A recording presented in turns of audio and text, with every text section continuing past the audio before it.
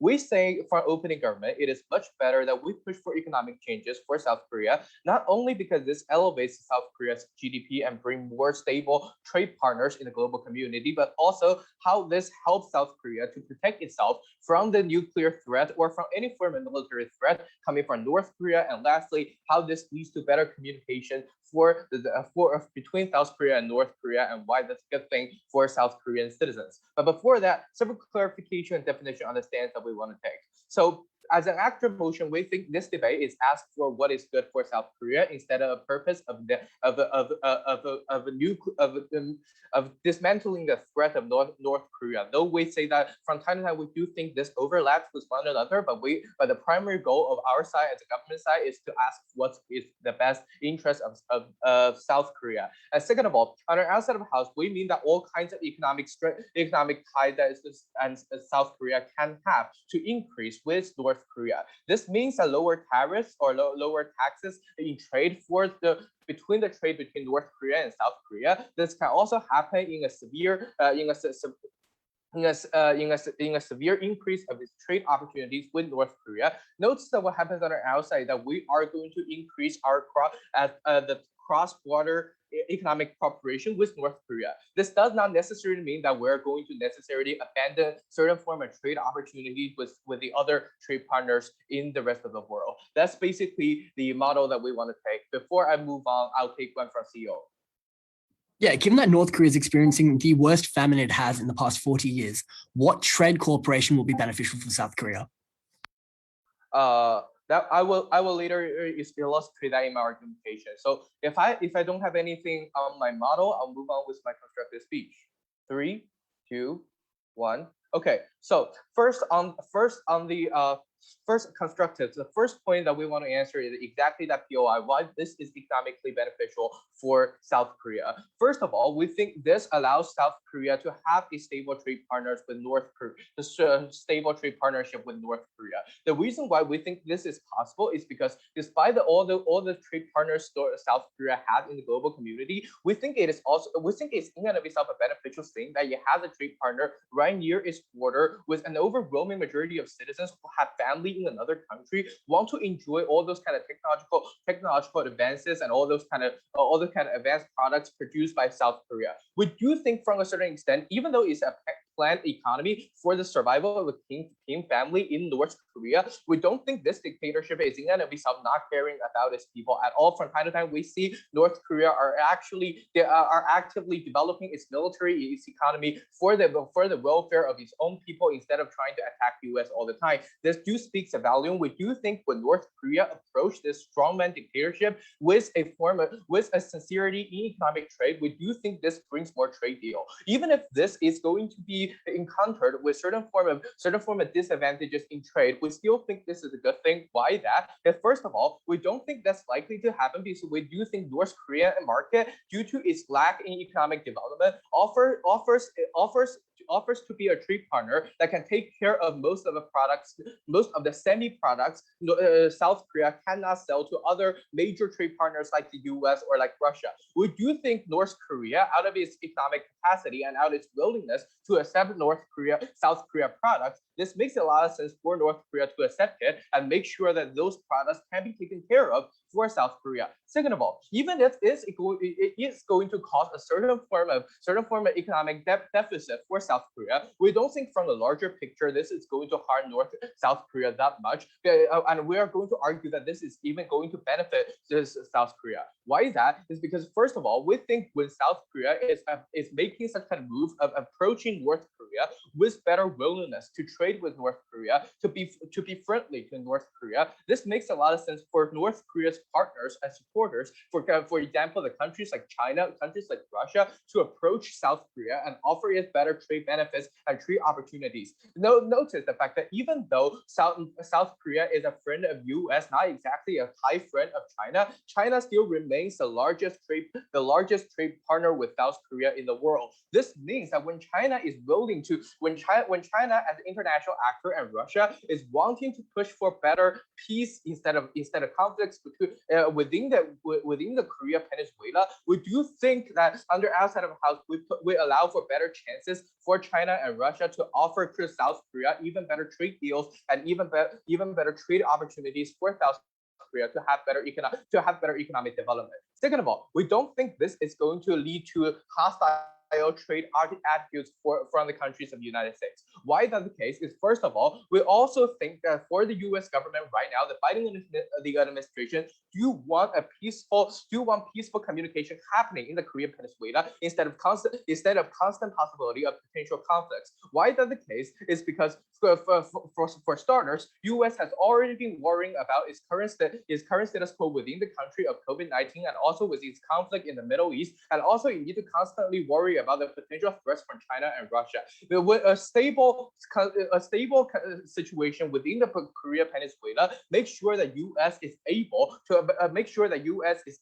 have better and stable economic development for itself. This means that U.S. is not likely to pull out its support when South Korea is being friendly to North Korea. Second of all, we also think that U.S. is likely to have more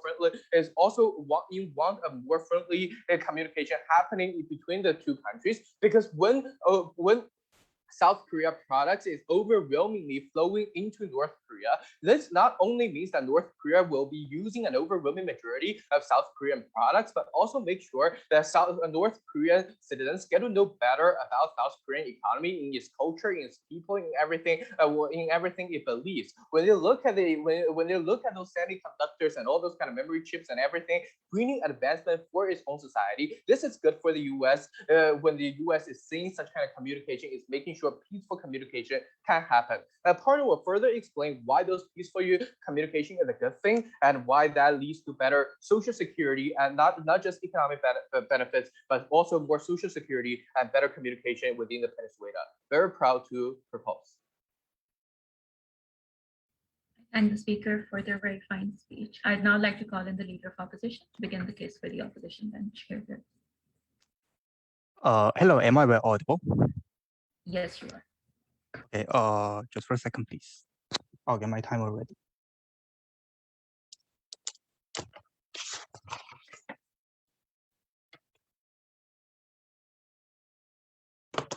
Okay, I'll start my speech in 3 seconds. Panel, the proposition's arguments coming from the opening government is more likely to inflict harms on the South Korea rather than trying to elevate the South Korea standards in the Korean Peninsula or whatever. That is because the opening government does not realize how the notion of the economic trade is going to be possible in the modern eras. And secondly, the unique characteristics of the Korean Peninsula that they have not taken considerations into by seeking only about the fact that North Korea is good at producing such kinds of things like semiconductor products and things like that.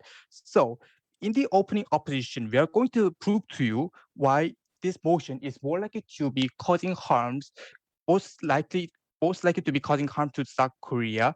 And secondly, while we are not also at the same time, we are not also trying to deny that some humanitarian aid should be accessible to the North Korea, and there are so many other alternatives that exist in the current society, and they will be dealt by my deputy speaker, who I am so proud of. Before moving on to my substantive, a couple of rebuttals to the previous speaker. Firstly, so he mentioned about that North Korea is going to produce good semiconductor products, but the fact that Korea eventually produces better semiconductor products is already shuts down this argument, because look at how the Korea already operates in the current status quo. We have economies like Samsung or LG, who are the giants in this kind of the institutions, and so even if what the previous speaker has told is true, then it is not eventually going to be beneficial to the South Korean government, because South Korean government eventually don't need this kind of semiconductor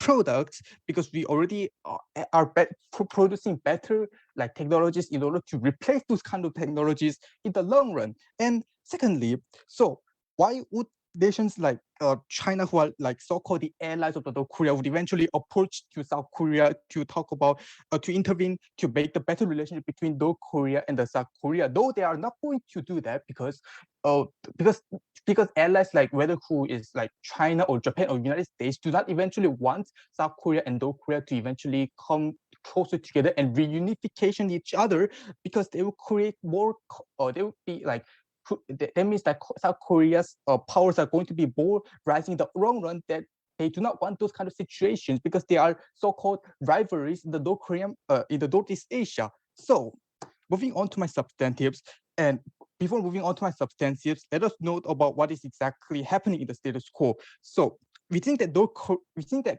cooperation with the North Korea is not good at the end.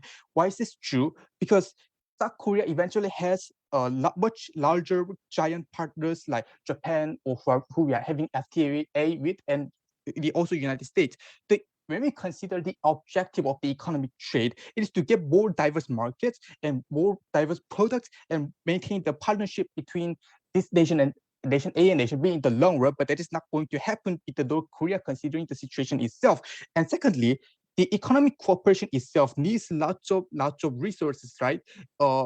And it was between the both nations, right? Because we need a certain extent to make the trade itself. We need a certain resources such as big corporations, the big factories, and many other diverse products in order to open the market for the both nations, right? But when we eventually like work on the trade with the North Korea, the lots of the resources are going to come from the taxes of the South Korea, which is eventually not good at the end. So what are the harms? Three harms that we present. Firstly, the economic gap between the South Korea and the North Korea is already too large that we eventually cannot make the trade, and that is going to worsen the situation for the South Korea. And secondly, this is not the economic cooperation, this is the economic investment, a very risky investment. And thirdly, lots and lots of other nations are more likely to put the pressure into the South Korea government in order to gain some stakes in the Northeast Asian Peninsula. So firstly, let's talk about the economic gap, because the GDP, when we consider the GDP and the the GDP and these kind of stuff, it is already so much unbalanced. So North Korea cannot eventually provide anything except because the only thing that the North Korea can provide is some stupid nuclear ballistic missiles, right?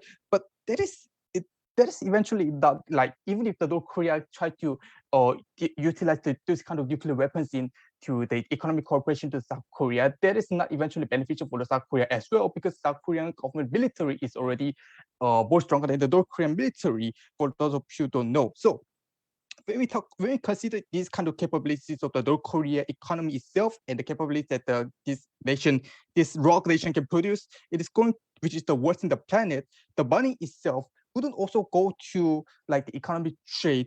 We cannot even do that, firstly, because North Korea eventually doesn't have any capabilities, and secondly, the state will face some kind of people will face strong sanctions from the North Korean government if they do so. And lastly, the leader of the North Korea does not eventually want the trade because it decreases the popularity. So for instance, that is the reason why the North Korean leader is trying to kill all those people who are watching the South Korean dramas and from the get-go, because they just want to maintain the regime. And that is not going to eventually benefit the South Korea as well, because the money wouldn't be flowing out and there would be no benefits, no net incomes left from this trade already. And we just throw away our resources, right? Which should have been produced, which should have been provided to our citizens. And secondly, so why is this the case? Because this is not the economic cooperation. This is a very risky investigation, and which only makes the Kim family gets more and South Korea gets nothing. Look at how the North Korea actually the Kim family actually react to the South Korea materials. They just want the money, and they just want the money from the South Korean government in order to like protect. And the Kim family are going to use it for the pocket money to like they are going to be using the ledger, and that is not going to get into the development of the both South Korea and North Korea as well. That is not going to create the open market between the both South Korea and the North Korea. And lastly, the other nations are going to produce more and more amount of pressure in the South Korean government. Two reasons for this. Firstly, the allies like the United States, Japan, and China get its stakes wants to get its stakes in the Korean Peninsula because they want more control to maintain their power. the reason why this is very important because the South Korea is located its importance in geography manner and in military manner.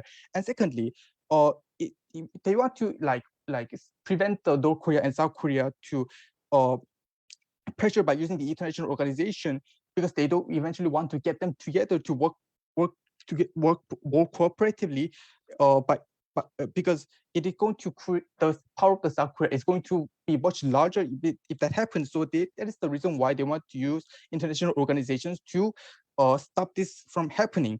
And this is going to harm the Korean or the situation of the Korea as well. And we are very proud to oppose. I thank the speaker for their speech.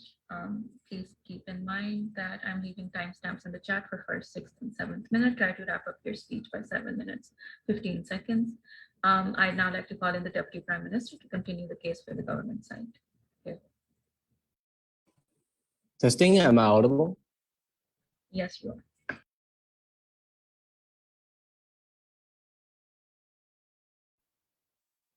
Okay.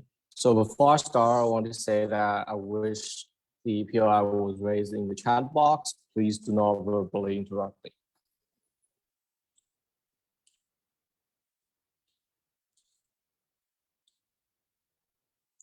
My speech starts in 3, 2, 1.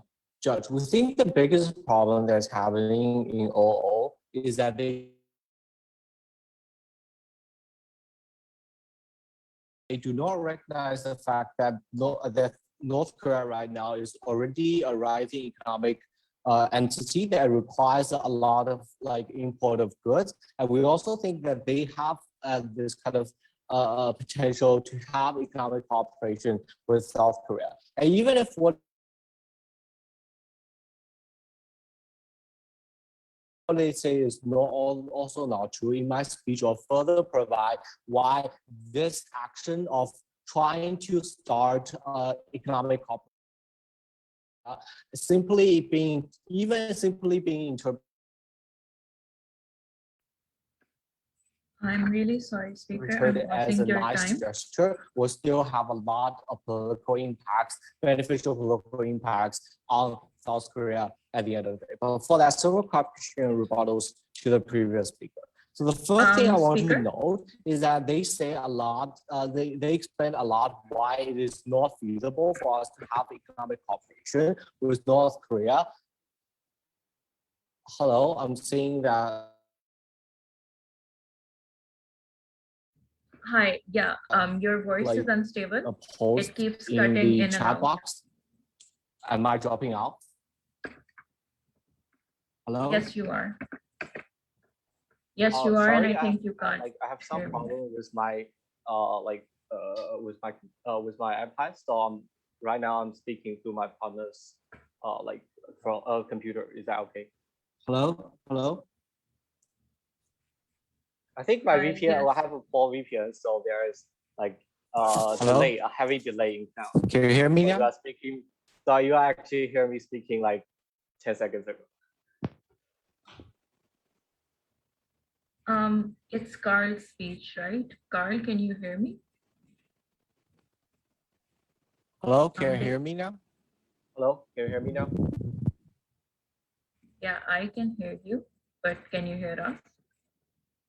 Yes, I can hear you. Can I restart? Okay, if you're speaking through your partner's mic and the other device, can you just unmute can you just mute yourself on the other device, please? Yeah, thanks. Okay. I would recommend that you start your speech from the beginning. Okay, thank you very much.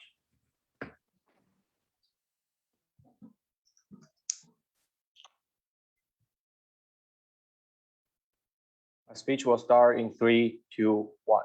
Judge, I think the biggest problem that's happening is that they refuse to recognize that North Korea, as an important economic entity right now, still have a strong capacity to actually have stronger economic ties with South Korea. And we think that even if it is not possible for them to have economic cooperation, by this gesture of trying to initiate a new trade deal or try to initiate like a more cooperation with North Korea will still be interpreted as a nice gesture and bring a lot of political benefits to South Korea at the end of the day. And this is exactly the part that I'll explain in my speech. But for that, several clarifications, rebuttals to the previous speaker. The first thing I want to know is that in the previous speaker's speech, they like explained a lot why it's not feasible for us to have economic cooperation with North Korea, since they say North Korea is like relatively poor. They do not need those semiconductors, and somehow those semiconductors will be replaced by other products whatsoever. I don't know exactly why. But I have to know that North Korea, even though it is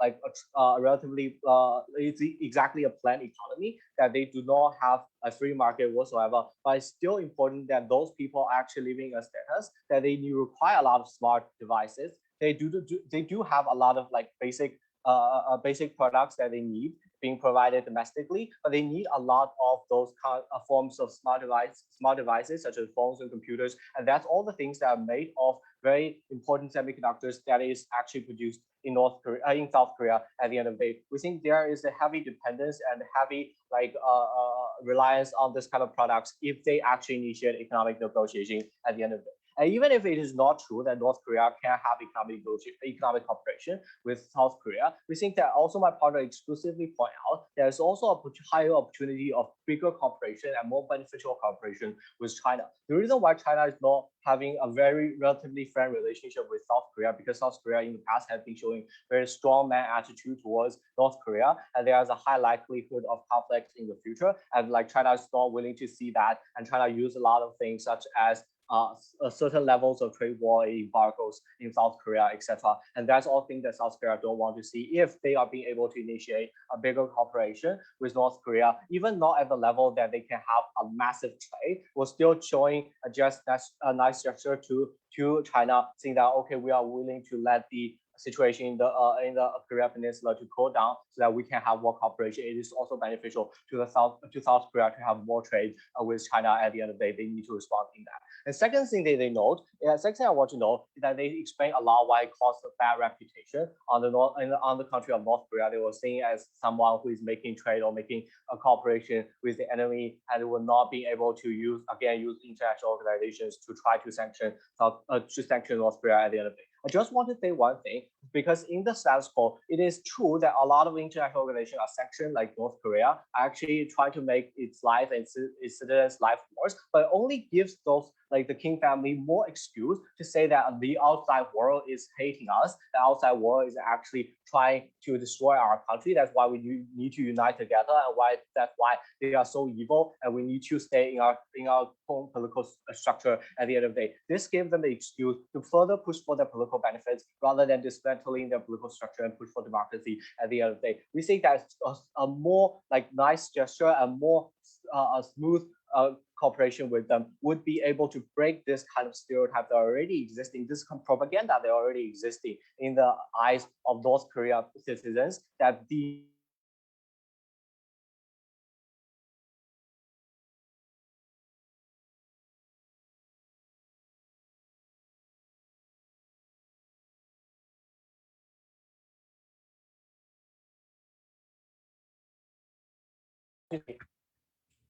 Hi, yeah, you cut out again. Can you hear me?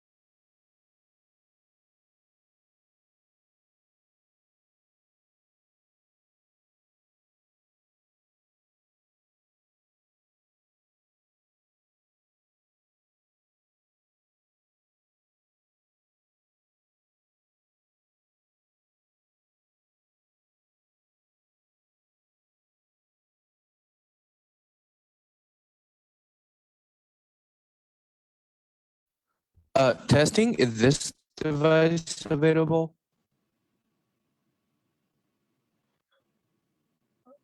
Can you say something longer? I can hear you, but again, it's a little bit choppy.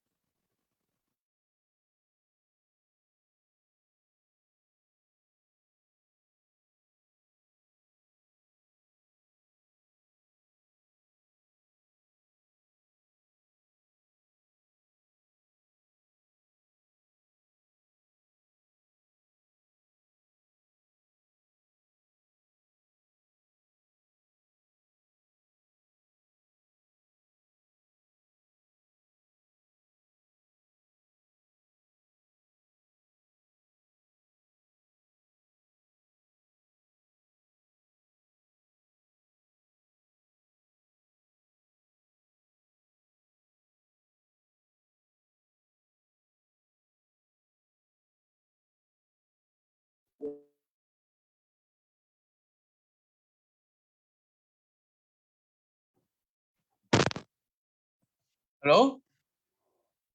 Is this available? Is this device available now? Yes, we can hear Oh. you. Yeah. Okay, fine. Sorry. We have such a like poor VPN. So like where exactly do I drop out? Yeah, I paused the timer at into 3 minutes and 52 seconds. You were explaining the point about just the last thing on my sheets is that the Kim family gets more excuses to claim the war hates us, that the claim Oh, that okay, the other okay, people fine. Thank you. evil. Thank you very Yeah, much. you can just start from there. Mm, Okay, whenever you're ready. okay.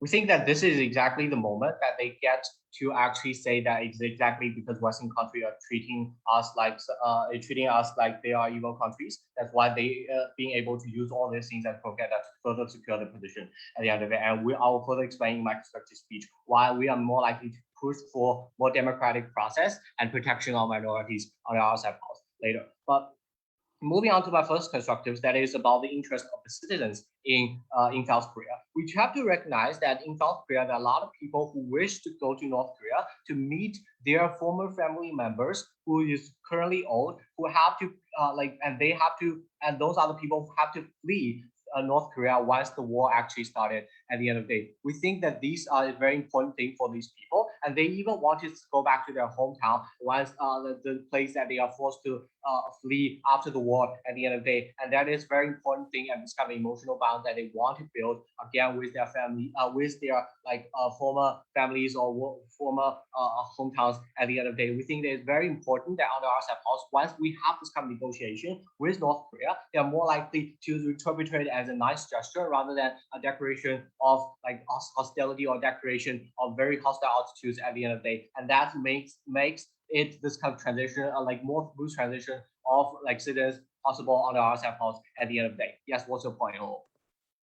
So do you not realize the fact that there are also many other alternative measures to to let the lost families be together? And secondly, why is the economic cooperation the only mechanism so as to solve this problem? Thank you for this show. This is exactly the point I want to emphasize because economic cooperation is the most direct thing of showing that we want to cooperate with you, that we wish your capital could flow in our country or wish to export our products to our country at the end of the day. This is the exact foundation of any political in cooperation in the first place. Look at all the cooperation that we have that happens in the world between China, between US, and all those one Belt initiative countries. This all starts with economic cooperation in the first place. If they cannot even establish the fact that we want to communicate with you economically, it's not also feasible for us to say that we wish to have political contract with you. We are willing to allow our citizens to cross borders and to go to places that they want at the end of the day. We think economic ties is a very crucial thing in here. So the second thing is about why it offers the better protection of the of South Korea at the end of the day, because we have to recognize after having the excuse that Western countries are evil and South Korea is basically being controlled by those evil countries, it gives them a lot of excuse to have this kind of military conflicts or even have direct invasions to this kind of South Korea at the end of the day, is creating a huge danger to this kind of national security of South Korea, and things America is so busy around the entire world in Middle East and also in even Ukraine, where he's actually facing a lot of threat from Russia at the end of the day. I do not think that South Korea now is perfectly under the protection of the United States, and they have to worry about their own military existence. And since now they're showing a nice gesture, ultimately, even all our economic benefits do not exist at the end of the day. The ultimate benefit that still stands is exactly the protection of national security, to protect them from a possible military conflicts or invasions that will be inflicted upon them. This is the ultimate benefit that still stands at the end of the day. And we need to hear actually a response from the opposition side, how this will be to further tackle, but better tackle with on the downside. Based on that, very proud. I thank the speaker for their fine speech. I would now like to call in the Deputy Leader of Opposition. Here it is. Am I audible? Yes, you are. Thank you. In case of any POI, please write it at the chat. Thank you.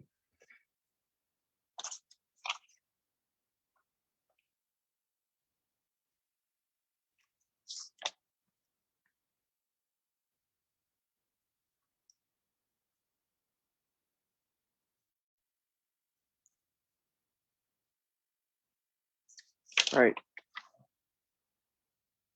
I'm going to start my speech in 3, 2, 1.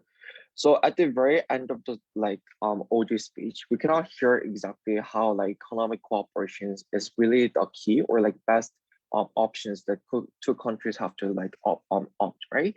So if team government wanted to take these motions, they at least have to say, number one, why two countries are both countries are need that economic cooperations for their relationship enhancement, and second, how does that economic cooperations can be happen, and third, why those economic cooperations other than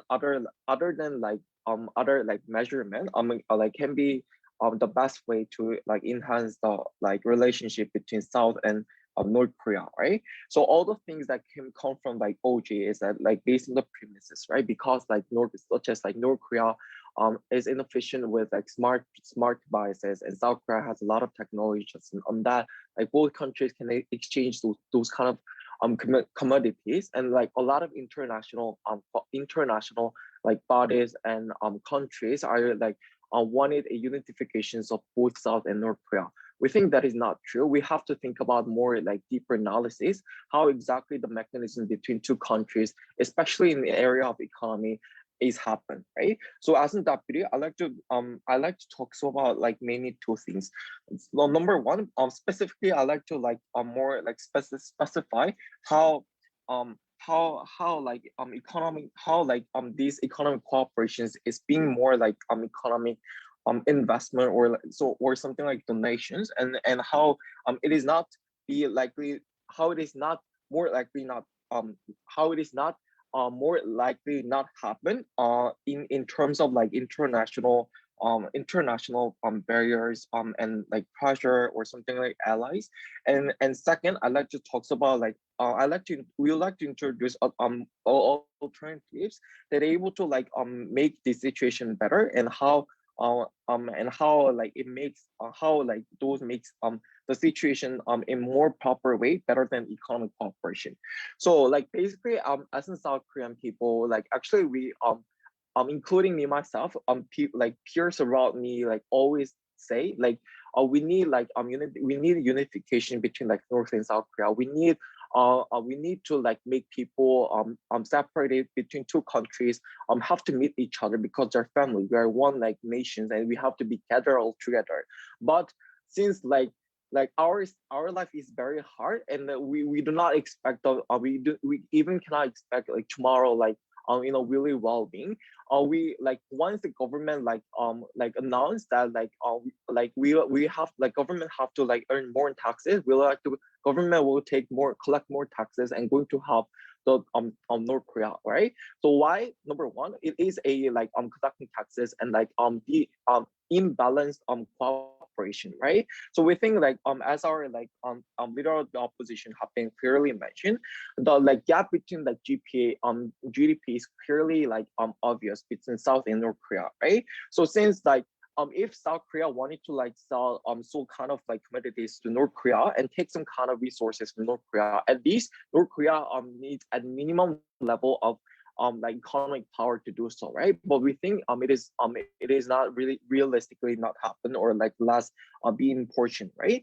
And second, we think like number two, rather than like it being a economic like cooperation, we think it being like more threat, and I like to talk about why it is do so, right? Even if like economic cooperation being motivation that makes South and North Korea be cooperative each other in certain level, we think at the moment when those cooperations started to be happen, like we think a lot of countries near the south near the like Korea Peninsula will like take actions, right? So what we mean by the actions in here is like military forces, right? Because like for instance like like like countries around the Korea Peninsula like wanted more like separations rather than unifications, right? So for instance, like USA try to allocating more troops rather than providing incentive that making South Korea and North Korea sit in discussion table, right? So a lot of and also a lot of countries try to separate like two leaders of South and North Korea in all different kinds of summit or like leaders like meeting, right? So we think that happens mainly because they wanted to highlight, and also we can see a lot of like highlighting the conflict between two countries. Behind we have a lot of efforts that make countries into one, right? We think that's mainly because those countries around this Korea Peninsula want more like dominance in global society, right? So so at the moment the South and North Korea try to put more cooperation between each other. There would be two things will two things is going to be happen. Number one, the like countries around the South and North Korea will put more like military forces, right? And military forces we mean here like is like increasing more like number of soldiers and arms and like budget and like technologies and so on and so forth, right? We think it's very problematic because in the like consecutive like circulations that both South Korea and North Korea being increased their armed forces, right? Because the South and North Korea is also affiliated in certain allies, right? So South Korea, for instance, have allied with USA or Japan or so on and so forth. North Korea have allied with like Iraq or like China or so on and so forth. We think the reason why there's some like obvious allies and allies and distinctions within global society is because all countries wanted to make more dominance in global society, right? Because more dominance, it means more economic sources and more economic power and influence in international society, right?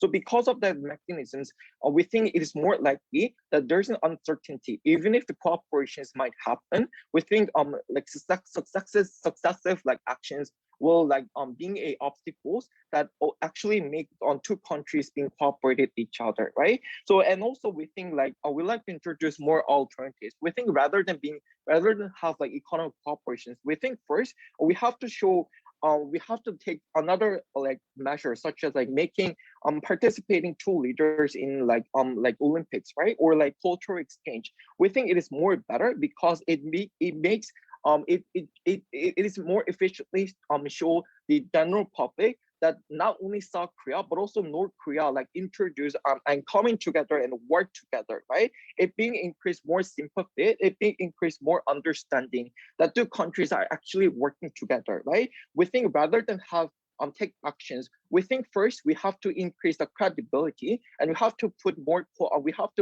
more in social messages that two countries are co-working. So based on those kind of reasons, we are brought very proud of Prof. Thank you. I kind of speak for the final speech. Would now like to call in the member of government to extend the case for the government bench.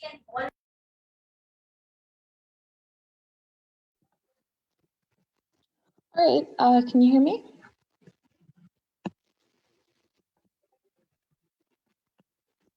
Yes. Perfect. So I'll take my PRIs verbally. Feel free to just interrupt me. And I will begin in 3, 2, 1. So a little bit of framing right off the bat and then some constructive. I think that front half talks a lot about the economic benefits of trade or like the economic harms to South Korea, but we actually think that this debate is about a lot more than that. I think that it's really important to just establish what South Korea wants, since this is an actor motion. And I think that on the basis that CG is going to tell you how to best achieve those goals, I think we're going to win this round. So I think that short term, we probably care about like improving the quality of life for people living in North Korea. I think that like as front half is established, a lot of people in South Korea have family members living in North Korea through no fault of their own, who've been suffering under things like sanctions. And I think that they probably care about just making their lives more comfortable in the short term. This is the same reason they provide humanitarian aid. I think this is probably like a fair goal. I think medium term, they probably care about doing things like building a relationship and avoiding conflict with North Korea, ideally like denuclearization. And I think that long term, they probably care about eventually reunifying the Korean Peninsula. And I think we get the closest to that. I think they actually care very little about the economic impact of trade with North Korea. I think that they already spend a lot on like of money on reinforcing the border, for example, and on doing things like spreading propaganda. They even like play K-pop music at the border. I think that clearly like building a good relationship and maintaining their security matters to South Korea a lot more than any kind of money they can benefit from this. And on that basis, I think that most of front half falls out of this round. I think OG said that they were going to talk about doing things like avoiding conflict, but as DLO points out, unfortunately, I think they didn't recognize anything except for the point about the economy. So back half is going to fill that hole for you. So first point then on just the economic quality of life and how we're likely to improve this for the people living in North Korea. So I think briefly, it's important to note that the people in North Korea didn't choose to be there. That it's no fault of their own. I don't think they have to be punished for the actions of their government. And I think they actually, under the status quo, are suffering from sanctions, which prevent them from getting access to some really essential goods. And these sanctions end up reinforcing the narrative of the government that like the entire world is out to get them. I think in contrast, South Korea is industrialized and has the capacity to like trade with North Korea and provide them with a lot of these essential goods.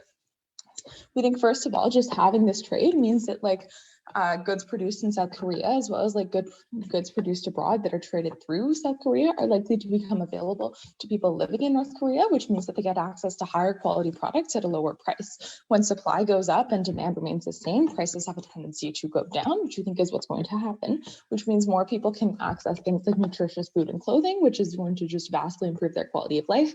I think that as like South Korea with like family members living in North Korea, we probably care a lot about this. We also think, however, that it opens up like access to markets to people living in North Korea who are now able to trade with South Korea. They're able to do things like export products that there might not be a big domestic market for, such as luxury goods, which I think means they're able to earn income and actually bring money into the country. I think this has a few pretty key impacts. As we've already said, this enriches people, it improves their quality of life as well as their health, but we also think it's likely to lead to reform, and we're going to talk about that now. So this is our second point, moving into kind of the midterm goals.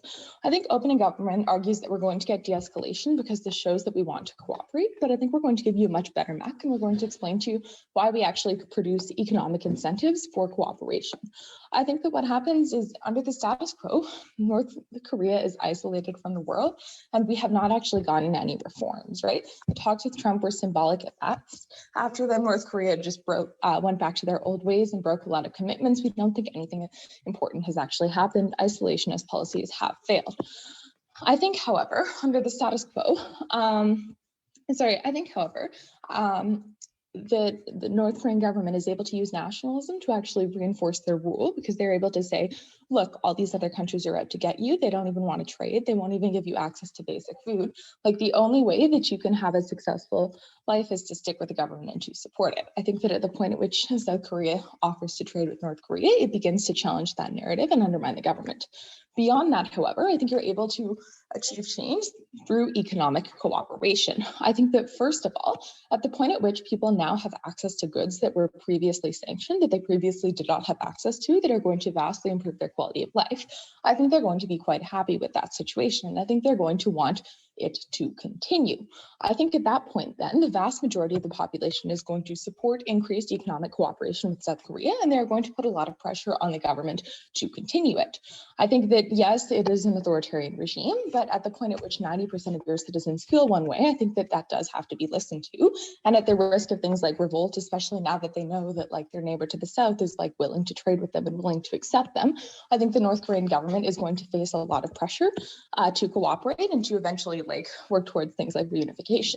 Furthermore, however, I think as we told you, this is likely to create a great opportunity for small businesses in North Korea, which we think means that you're going to create kind of a middle class of like wealthy business owners, we think are going to end up with like pretty significant clout within the government and the ability to pressure the regime.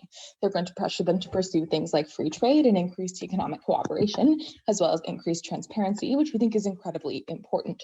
Okay, finally, this is likely that through trade with North and South Korea, you're likely to get a degree of like cultural cooperation. We see that you're likely to trade like books and music to a degree from South Korea, which I think is also going to change ways of life. I think that we've given you then 3 concrete mechanisms that explain to you why we think that you're more likely to pressure the North Korean regime to reform on our side of the house as opposed to on opposition, where they propose continuing policies that have already failed. I think furthermore, we're likely to ultimately lay the groundwork for reunification in the long term, right? I think that what happens is that through the spread of culture, through like the internal pressure to create a closer relationship, and by reducing the economic inequalities that could potentially cause problems after reunification, I think you make it more likely, and I think that you create the impetus to move towards it. I think that finally, the fact that we've created, claims that like reunification is created by family ties and sentiments. While we think this might inspire it, we think that like in order to make people take what's like a pretty strong action, we think that we need like economic impetus, and we think that we uniquely create that, right? We think that emotional connections don't affect trade policy. We think that it's far more important for people to feel like this economic bond. We think that not everybody necessarily has these family connections, and we think that we're actually able to reinforce the family connections far more with things like trade, insofar as people are now able to cooperate across borders. They're able to, for example, trade with like family on the other side. We think this means they're going to reinforce their bonds. They're going to want to do something to encourage that relationship. I think that CG has given you the best case in this round. I think we've actually mechanized our points unlike everyone else, and I think we've correctly identified the goals of South Korea. On this basis, very proud to win.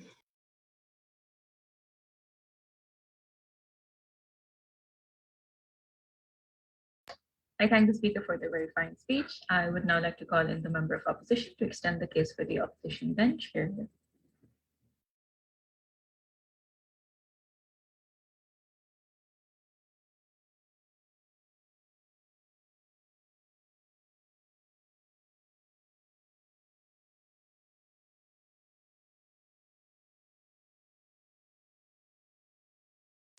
Hi, am I audible?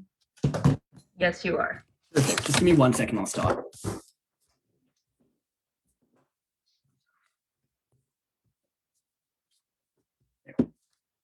Oh, jump on.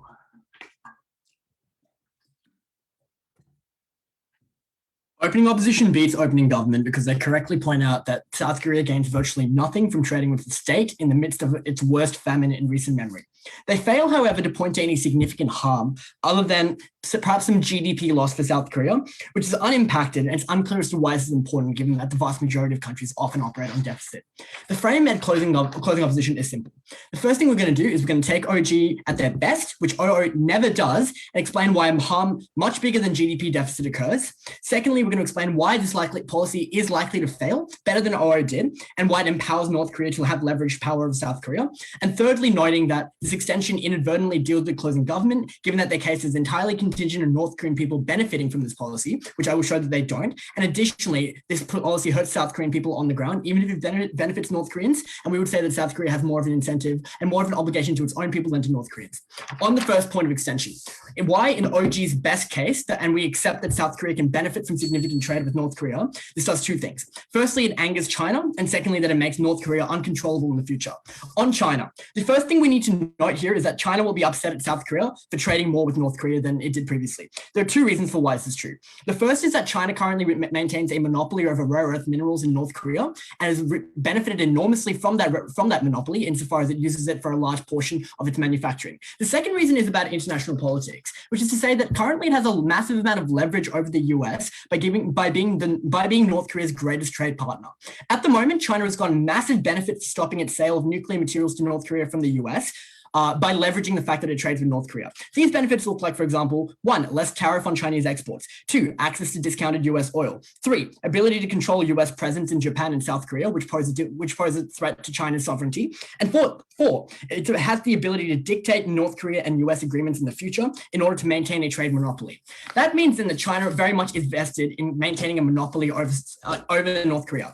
So why then will they punish South Korea, and what will that look like? They will punish South Korea, firstly, to decrease South Korea's presence and trade with North Korea to increase China's own leverage, and 2, to set an international precedent in the way that they often do with trade, even at their own expense. And note that they will do this at their own expense for the reason that 1, China suffers a lot less than South Korea would. Secondly, they have alternatives. And thirdly, that Xi Jinping is often domestically compelled in order to do these sorts of things, or else he looks like he doesn't have power within the CCP, one that is rife with factionalism. The impacts of this are 1, China accepts much less imports from South Korea, a huge impact to the extent to which we recognize that 25% of South Korean exports are to China, which hemorrhages South Korean trade.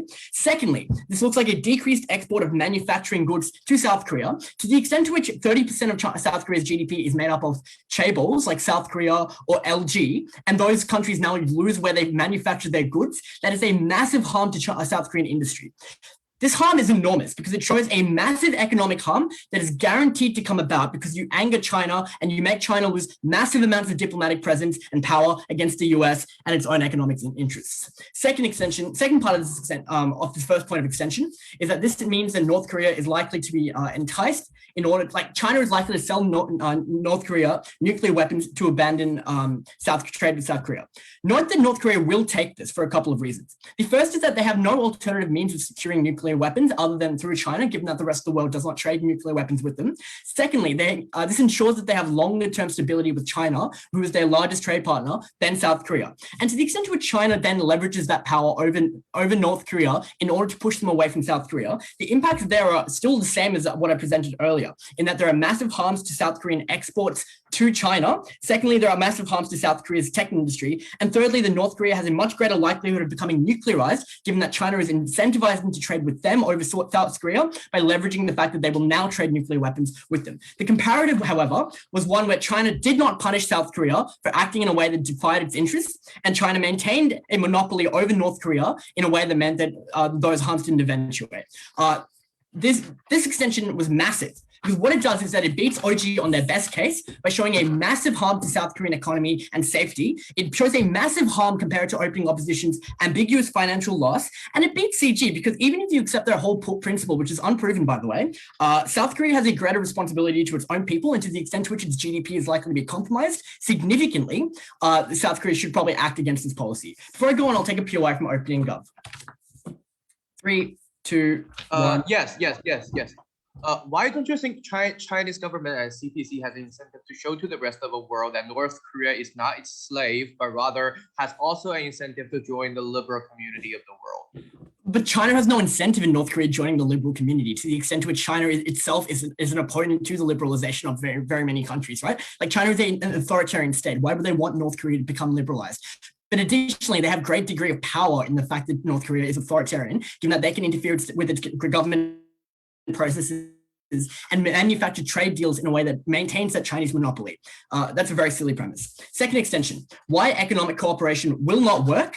Explaining why OG's best case is silly, and why this makes North Korea more volatile. This won't work. Opening opposition says it won't work because North Korea is poor and they don't really need technology at the moment. But they don't explain why South Korea can't trade with like other things to them. And also it's unrealistic to suggest that this trade deal just won't work because all North Koreans are really poor. Like some North Koreans are probably likely to be somewhat wealthy. What we're going to tell you is something better. We're going to tell you this policy can only work through the provision of mass loans. There are 3 reasons for why this is true.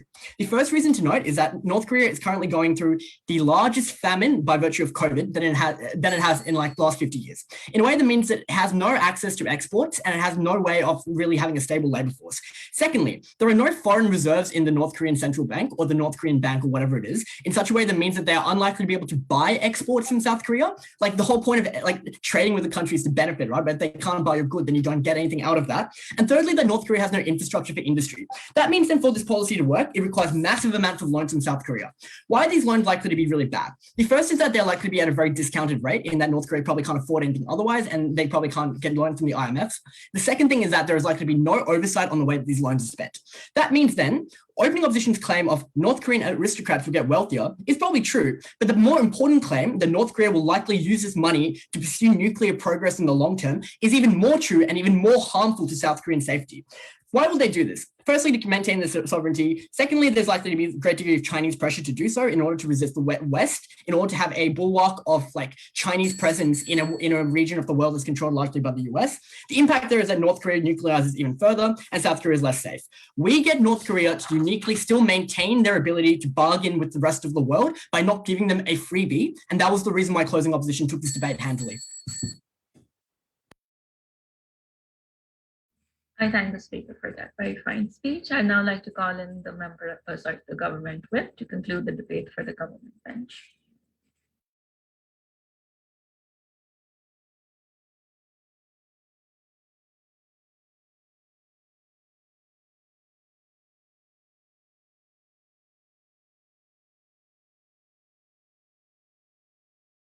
Hello, I'll be taking my POIs verbally, so please speak it out loud and I will probably take you. All right, I'm gonna begin in 1, 2, wait, sorry. Okay, I'm gonna begin in 1, 2, 3. So I think that the reason why closing opposition falls out from this round is simply because they ran a negative case based on of huge gaps and assertions that are never completely mechanized, right? First of all, I think that they say that, yes, upon doing this, this will, like, upon trading with North Korea, China will get mad, right? I think this is a very absurd claim in that North Korea is an adopted state of China, right? China has often used North Korea as like a baby to talk about their resistance to Western imperialism and the imperialism from America and its allies like North Korea, Japan, like South Korea, Japan, etc. Right? So in a way, China has always wanted global acceptance of North Korea, right? Because they know that North Korea will never lose that leverage over China, which is a key point of framing that closing opposition over North Korea, that a key point of framing that closing opposition loses, right? Because North Korea literally does not have any allies, and like because of their insanely close geographical proximity, North Korea will always be reliant on China for like increasing their global standing, for increasing their international stage, for increasing their their status, and for getting like products, right? That's like China is the only country that has like an embassy inside of Pyongyang, right? All of that influence will still be maintained on either side of the house when they trade, right? That's why China, because of like the geographic and conditions that they're in, China is unlikely to want North Korea to not trade with others, because they can use this as a way to show that, yes, look, this is our own state, North Korea. They're also trading with others. This is a state that was previously pariah. We are opening up to the world. We are no longer, communist repressive dictatorships. But let's say we take closing opposition at their best, right? Let's say that China does get, insanely mad, right? I think that by responding in a way, so first of all, they say that the consequence of this is that China will sell North Korea nuclear weapons. First of all, panel, please note that this is a negative point, right? What is closing opposition's own mechanism for denuclearization? They do not have one, right? As opposed to my partner's mechanisms, where like if they open up, people will get products that they love, businesses will get access to markets that they don't otherwise have. This in turn creates a leverage because people are now have renewed energy to push for practices like denuclearization, which cut off North Korea from the marketplace in the first place, right? What is the mechanism for denuclearization on like opposition side of the house? That doesn't exist, right? They maintain the status quo of isolationist policies that will never work because of reasons I will get into later. But under their side of the house panel, right, in the best case, nuclearization will just keep going like it is going in the status quo, right? It will just keep going. North Korea will keep building missiles. Any semblance of progress is like symbolic at best. They're not gonna do anything. They're like not gonna do anything big, right? Also, China's retaliation is very unlikely because China also depends on America for a lot of its minerals, for a lot of its access to markets, right? America is China's biggest customer. China, if they sell nuclear weapons to North Korea, it will not make America happy. They do not want to risk that. China has more to lose here by selling nuclear weapons to North Korea, by giving them aid as to like cutting them off, right? I've shown you that China's influence in North Korea will be maintained because of geographic and historical reasons, and therefore they wouldn't have a problem with having North Korea open up. In fact, it will be beneficial to them as they can control the narrative about, look, the Western imperialist world is finally trading with like these good communist countries, right? Finally, I think that Solon opposition comes in and they make an absurd claim. The people in North Korea will not have any benefits. That is very dumb, panel, because like people in North Korea do not have access to markets for their products. People in North Korea do not even have access to products that are so prevalent in other places of the world, right? They have to go to like black markets and risk their lives every time they want some products. They have to like, risk getting incarcerated, risk getting suppressed, risk getting like arrested every time they want some products, right? I think that they're willing to trade that out any day for easier trade and easier access, which will be inevitable on our side of the house, right? In order to trade, you must allow free trade. You must allow these vendors to export their products to South Korea. You must allow these people to have access to products from South Korea, right? Even if it's like a small population of the people can afford this, this is still an inherent benefit on our side, right? Even if you, a note about weighing, even after weighing the points of like increased money for like people in North Korea, businesses in North Korea, right? Even though that point already outweighs everybody and like we're already getting high impacts here, like essentially it's a very unexplained claim. So why North Korea will have no economic benefits, right? And finally, they say that, yes, the only way to do this is by making South Korea's GDP horribly compromised. Panel, I think that this is once again a claim that's not justified, right? First of all, the biggest issue in South Korea, the single biggest issue in South Korea is reunification with North Korea, right? For example, they played with the same sports teams, although I'm pretty sure South Korea would have preferred to play with their like own sports team where they like traded off performance for unification, right? In order to solve this, they will get A, diplomatic clout all around the world. B, they'll be able to, South Korea will be able to look more charitable. They'll say, look, North Korea is poor, they have a famine, they're dying, we're still trading with them, even though it might harm our GDP. Yes, we're still giving them the products they need because we're nice. South Korea will want to make that trade-off because it is the single biggest issue in South Korea for reasons I'll get into later. First, I'll take a POI from OO. Theo? Yep. Why did China force North Korea to not accept South Korean COVID relief 2 weeks ago? And why is China in a trade war with the US? Okay, so China and the US being in a trade war is symmetrical on either side of the house, right? And as for receiving COVID relief, it would be something along the lines that North Korea in the status quo will be reliant on China anyways, right? In that, however, on our side of the house, there are mechanisms that allow people in North Korea to exert pressure on their regime, right? Like even if it makes China mad, China will like not risk retaliation from the US, right? The trade war, a panel, please note, is only happening on the smallest of things, like fucking intellectual property. It's not happening on anything serious. America can still go into the South China Sea, and China cannot like drive into Hawaii like America does, right? So there's a power imbalance. America will not risk retaliation from the US by literally selling nuclear bombs to North Korea. As opposed to OO, right? The only thing OO gets right is that OG does not explain why trade is the only thing that works, right?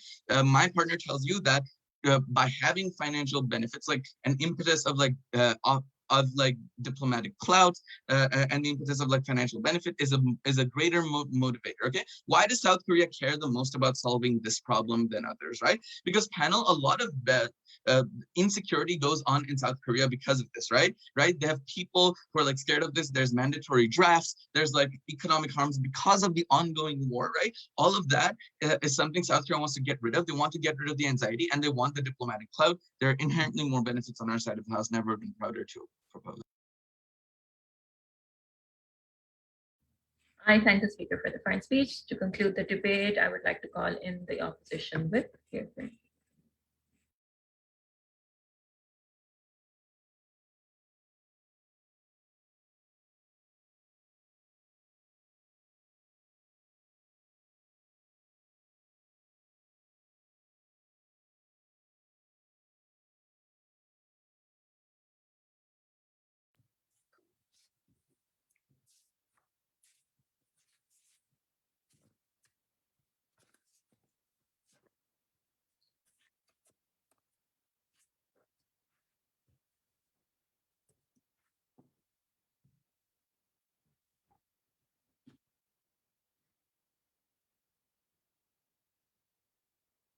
For a debate that insularly focuses on the economic benefits and harms of this situation, have we forgotten the fact that North Korea is an authoritative state that literally divests its citizens of any form of these gains?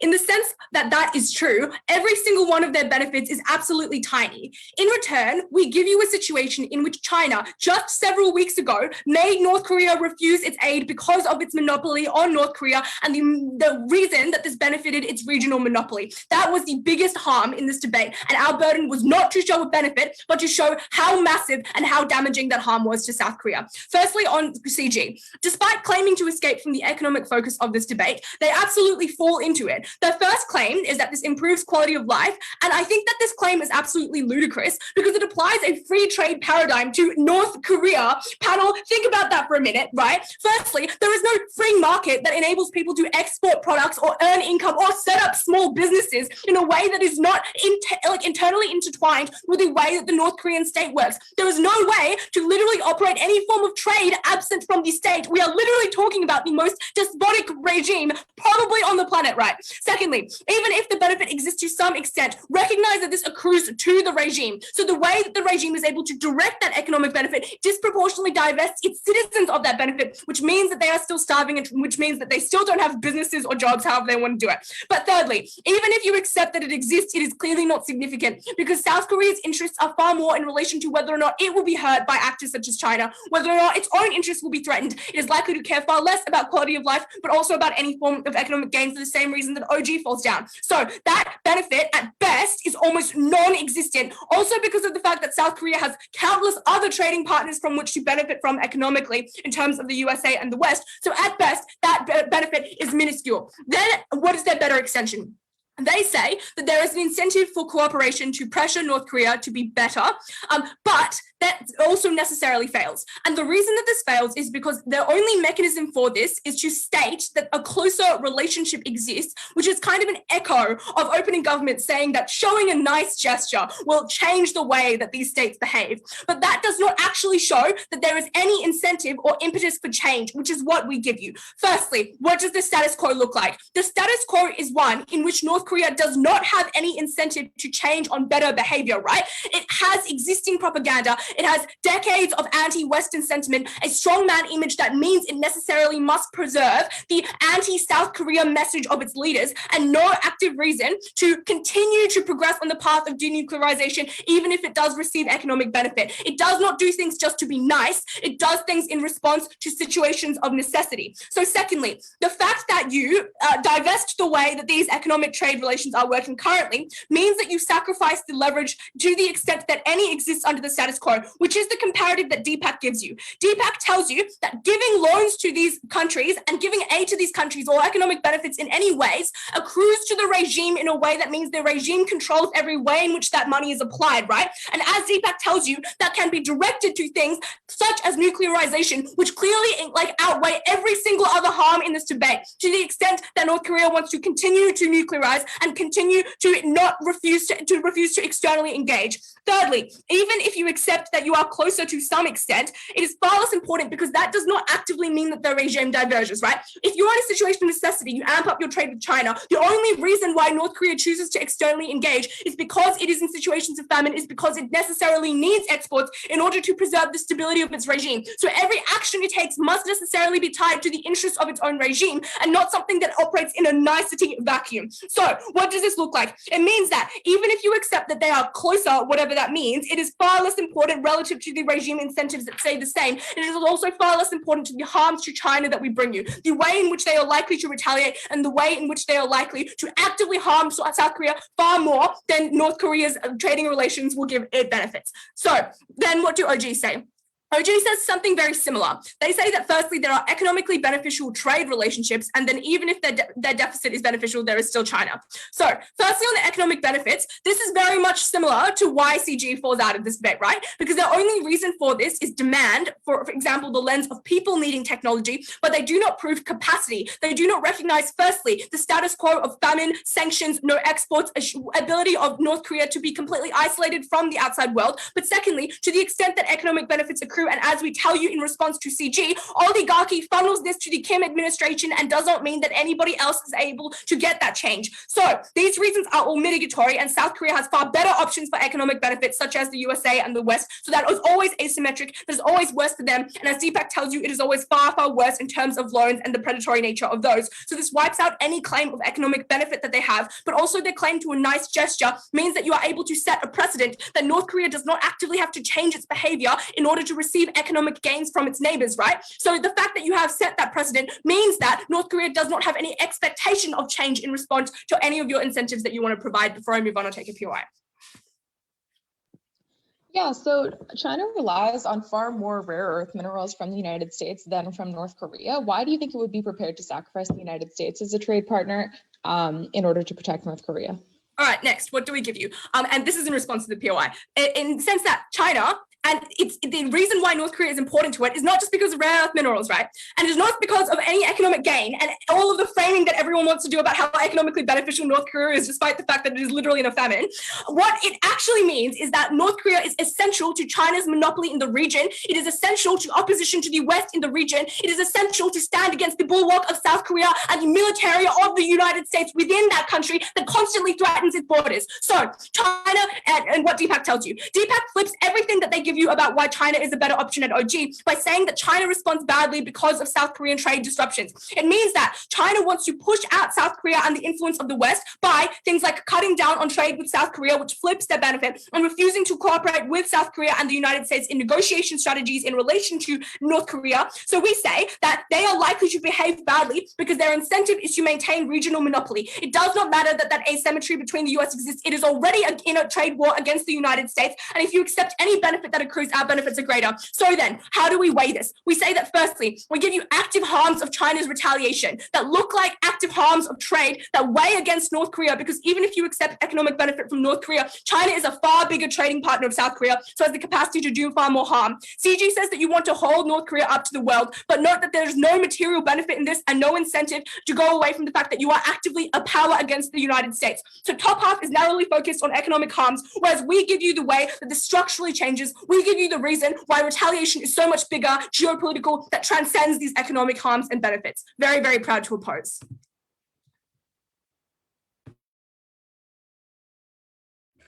I thank everyone for a very fine debate. I request everyone to virtually shake hands and please leave the breakout room while the panel deliberates. If I'm not mistaken, we're supposed to call you back within the room after 20 minutes of deliberation.